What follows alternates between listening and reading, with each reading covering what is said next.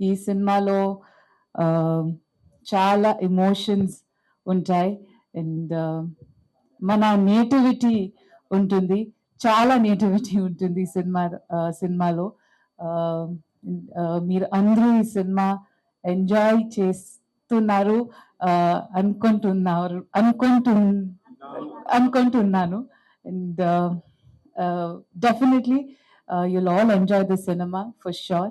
And ఈ సినిమాలో మన character name Ambika and Ambika is a very lively girl and then she has her own character graph in the cinema and there's a beautiful love story, there's a lot of action.